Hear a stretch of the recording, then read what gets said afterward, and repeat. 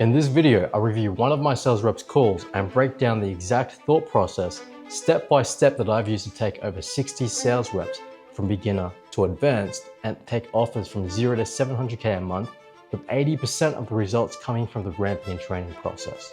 Now, you've watched me give direct feedback on what works, what doesn't, and how to actually take a prospect from skeptical to sold by understanding the early discovery and objection finding process. Now, I'll dive into principles that actually work, not just theories that most sales managers and coaches tell you in order to sound proficient.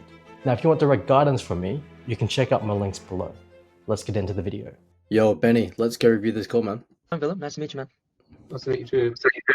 Awesome. Well, looks like you booked in a time about potentially getting some help with starting your own Airbnb business. Is that correct? Yeah. Okay, awesome. Well, what have you actually seen from our ad or the company as a whole that prompted you to book a call in today? Well, this is the second call. Okay, so just quickly, like I said before, man, in that voice note, the way that you're using your voice here, you need to speak from your gut and not from your throat. Right? Because you're going to sound like a kid here, plus the gum chewing, when you chew gum like that, like, it literally looks like you're some fuckboy trying to like raise up a girl. So don't do that, bro.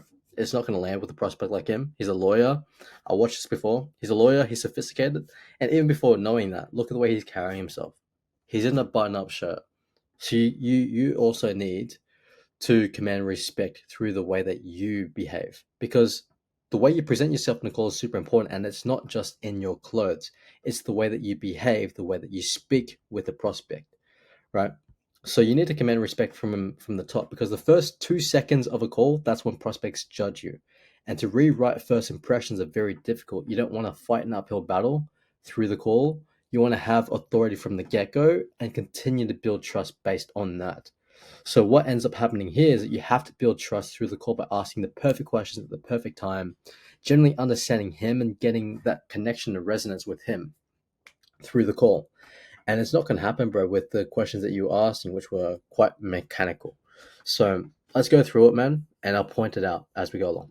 And I've watched the videos that Ryan sent through, Mhm. but the videos don't actually outline. So, by the way, what was the context for this, man? If you can let me know, like, did Ryan triage him, or was Ryan like he did a discovery with this guy already and wasn't able to take it, so he made a follow-up call, and you end up having to take the follow-up call? Like, what actually happened? Let me know, man. I'm curious with the context. But if it is the case that Ryan triaged him and then he's rocking up to the call like this, then yeah, you just have to be very disarming with this prospect. So watch the way that you carry yourself, and even if you come off bad initially, you just have to ask good questions to get it back on track and understand where his problem lies. The cost of the program. That's it. Okay. So I'm just curious to know.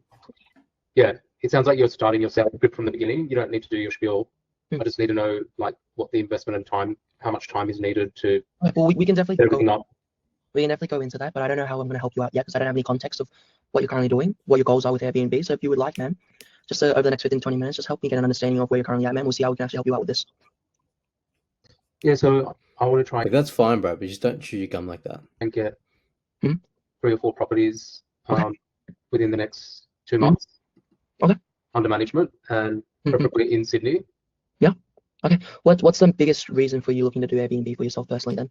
So, like, and this is what I mean by asking mechanical questions. You're asking things like, what's the biggest reason, right? Personally, like these subtle words, because there's nuances in words, right? When you're saying like, what's the biggest reason, you're subtly suggesting that he has a very big motivation and desire to do Airbnb. So it's very forward of a question, right? So instead, you should add in like little words like potentially. So like, what's potentially the reason you're looking to do something like Airbnb then? Like, that's way more neutral. So learn to neutralize the question in itself, because this is very forward, right? And it's also a very salesy question. So many rookie salespeople ask this. So what's your biggest motivation? What's your biggest goal? What's your ultimate goal? Bro, people hear that shit all the time. The second they hear that, it's just going to be a red flag for them, bro. So don't do that. Erase like these common words all these other salespeople are saying. Learn to switch your vocabulary to a synonym that has a slightly more neutral definition, right? Or neutral connotation. Think about that.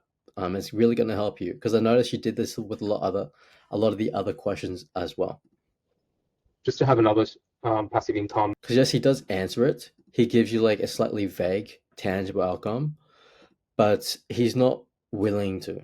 Like he's just going through the process because he feels like he's going through a process now, and that's no good, bro. That's not going to help with building trust at all. And help to pay down debts. Okay, what do you mean by that? Right, just keep it light. Okay, man. Like, what do you mean by that, though? Right. Instead of asking, like, well, if it's not too personal, man, like, what's that sort of looking like for you? Like that question, like, what's that sort of looking like for you? That's fine. But you're probing to the wrong thing, into like his own personal debt. Whereas, like, if this guy like really had his walls up, he'd be like, well, dude, like, you don't need to know that. Right. This guy, like, what this tells me, by the way, is that he had a lot of pain. So he's very willing to actually solve his problem. And you'll see this with A-types. A-types are the best prospects because they buy. They just need to see a solution that actually works for them, and then they'll do it. Right. So what this tells me, and by the way, A-types, they're very, very problem aware. So what this tells me, that he's very problem aware. He just wants a solution, and he's willing to just go through the process if that means getting to the solution that's required to get him to where he wants to be. So that's the only reason why he went through this call with you, in my opinion, from what I'm seeing so far. That's my cold read and my prediction. Let me know if I'm wrong, but that is what I'm seeing. But let's keep going. When you say you're in debt, if it's not too personal, man, like what's that sort of looking like for you? I've got about, in terms of business debt, around 300,000. So I'm just looking to clear that using a passive income stream. And what are you currently doing for a living right now? I'm working as a lawyer full-time in my own practice. Okay, so potentially money pain. So if he's going to say like using a passive income stream, the first question I'm thinking of is, well, why do it with a passive income stream and not pay it with your current job, right? So yes, good that you want to find out like what he's currently doing. So you got the tangible outcome that he wants to clear up his debt, i.e. financial freedom for himself, right, with a passive income stream, right? It's a little bit different from like the typical, like, yeah, I want to leave my 9 to 5, but it's a reason, right? And if you try to dig deeper than that reason, it's going to cause more resistance. So you did the right thing of moving on to what are you currently doing now, right? I'm working as a How long lawyer. have you been doing that for? How Good questions there. But the question you need to ask now to get the problem is around the current mechanism that he has to get to the tangible outcome that he desires. So his desired tangible outcome is this, right? So you need to start to think, well, what is his current mechanism to fix that? And why can't he do it with his current mechanism? Because that's where the problem is. And then the pain comes after that. So think about that. Think about what question you could have asked there. If you can pause this, bro, comment on the Loom what you feel like you should have asked, and then I'll move on, and then I'll tell you. Right? Okay, well, let's start things off. What do you like about it? What do you not like about it? Because this is the question you asked to get the problem, right?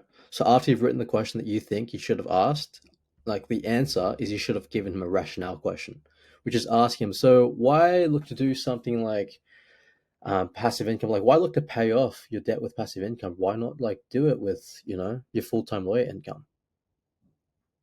Like a question like that, bro, that is where the problem's going to be. Like, I can't. Why not? Because XYZ, he's not making enough as a lawyer.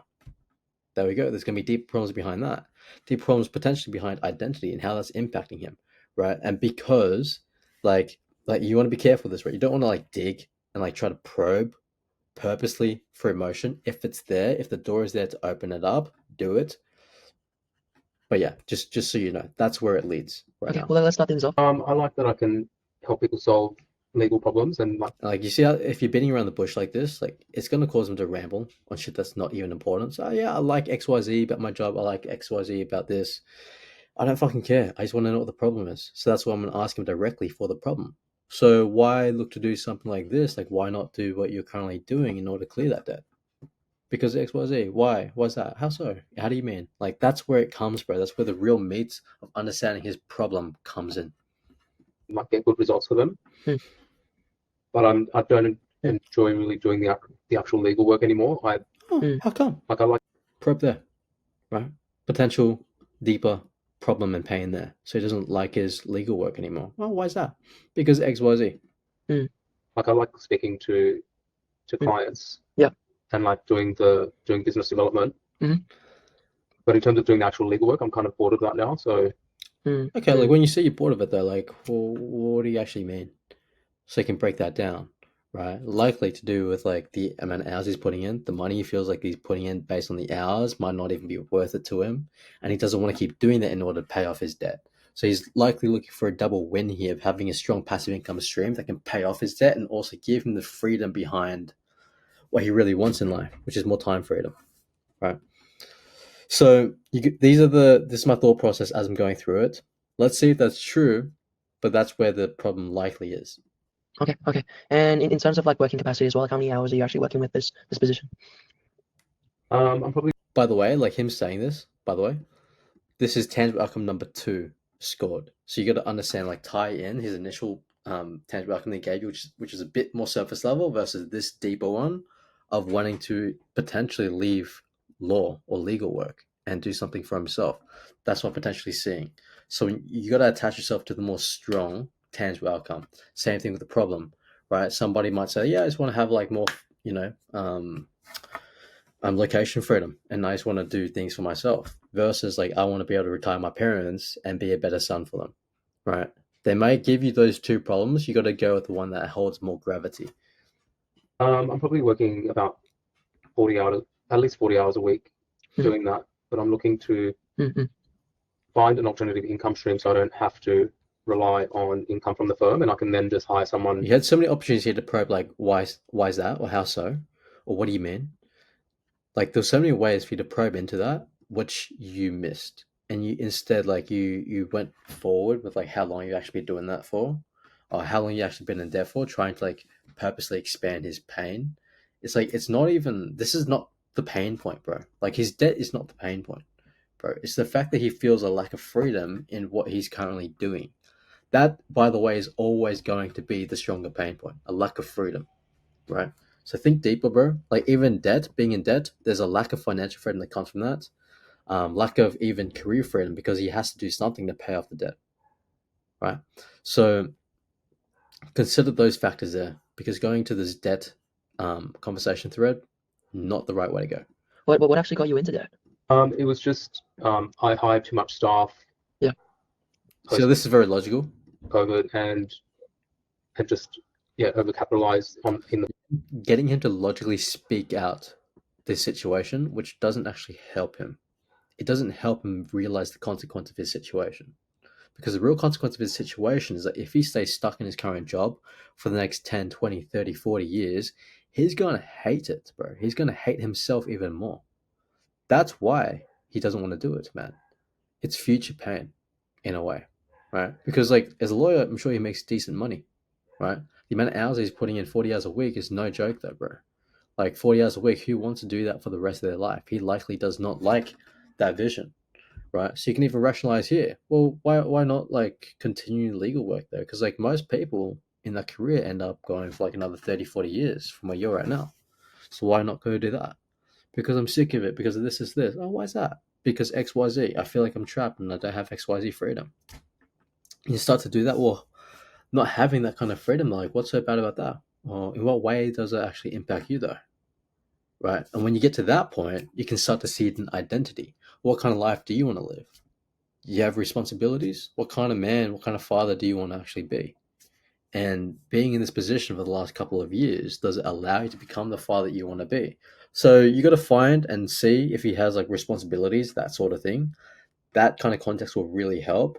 He hasn't brought it up yet, so I'm not going to fish for it, but that's potentially where I can see it going when you ask him the right questions and help him open up properly to you.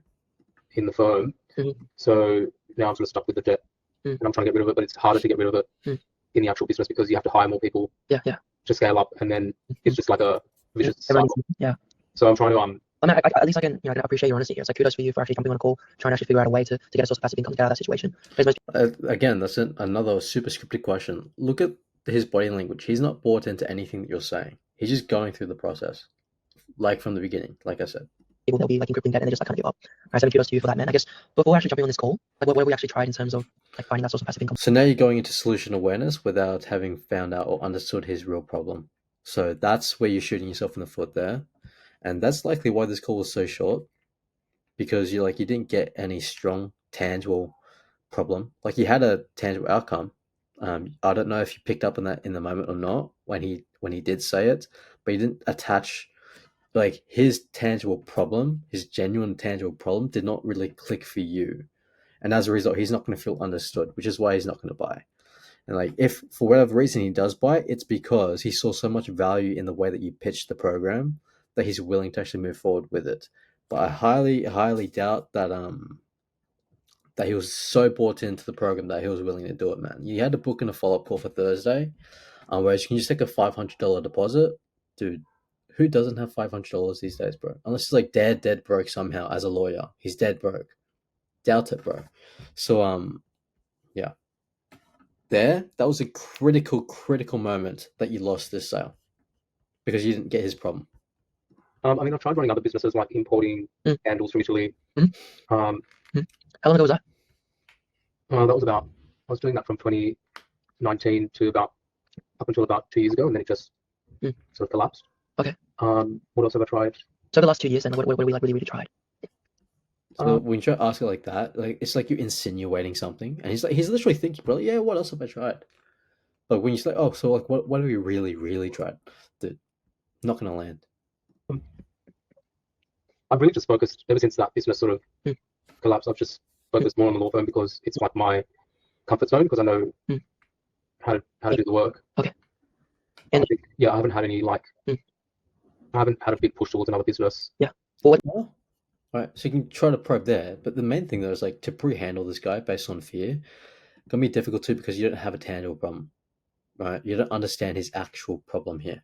So without that, you don't have leverage really to pre-handle. You can kind of get it back out, but the thing is, you need to do it in such a way that like you're not putting words in his mouth though, right? So like, what have you really tried? Right? He says comfort zone here, which is good.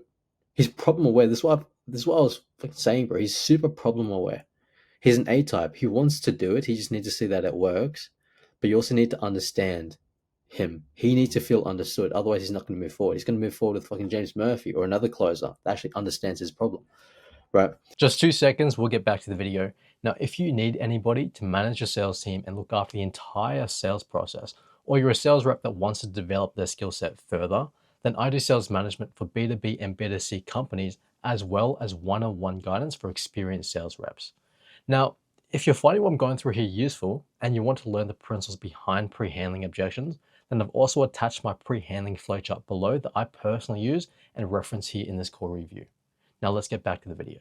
So here, like to get pre-handle out of this guy, you need to get him to understand the potential consequence of what is currently going on, but understanding his problem first. So understand problem, understand the consequence, get him to internalize it, right? So he's already internalized it, right? Comfort zone. You need him to really internalize the consequence and then tie it off before you can move on, right? Like asking these questions, like what shifted for you recently to actually step outside the comfort zone? Well, he hasn't yet, right? He hasn't yet. So I'm not going to be agreeable in that way either, right? So he says comfort zone.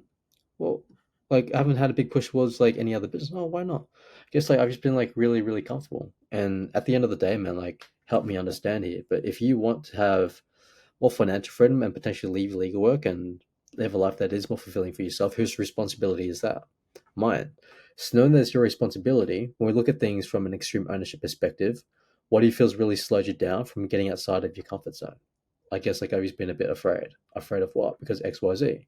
So do you see how like the last couple of years you're stuck in the same position, not because of anything else, but because of you and because of that mindset? Yeah. So what happens if you keep staying there and you don't do anything? Well, it's going to get worse. So what do you feel you need to do to overcome that? Get outside your comfort zone, actually put yourself in a position so you can have the financial freedom for yourself and your family. I guess I got to take risks. Well, we both know that you got to be actually willing to step outside your comfort zone so you can put yourself in a better position. Yes, and there we go. Tied it off, right? You can even go like, can I hold you accountable to that so you can actually put yourself in a better position for you and your family. Other ways you can do it, right? But you want to do a strong pre-handle here. When you do this, it's way too passive. It's not going to get him to actually internalize his responsibility, even though he said like he was in the comfort zone, right? But let's see how you actually do it though. Let's see. What triggered that mindset shift for you? Probably just being fed up with trying to hustle. See how like this is still external because he's putting the blame on the fact that he was trying to hustle, not because of himself. So internalized answer would be like, I was just afraid. I was really complacent. Um, I I like I was just afraid to take a bet on myself. Right? I was comfortable. Those internalized answers, but anything else is really like external. So he's externalizing his responsibility unintentionally here. Um, Probably just being fed up with trying to hustle. Mhm. And like it's how exhausting it can get. So Did you feel as though we've reached the point where we've, I guess, like exhausted one of our vehicles, like the law firm, and we're looking for like a different? I don't even say we've. Like I want this guy to take full responsibility. So instead of we, I'm saying you. So do you feel as though like you've reached this point now where you're exhausted your vehicles because you were in your comfort zone? That would be a better way to word it. It's not the best way to pre-handle it. The better way to pre-handle it would have been what I did before. But yeah, like another slight nuance here is do not share the responsibility with him. Only do that when you feel like the prospect's gonna like kill himself because he's so stressed about it.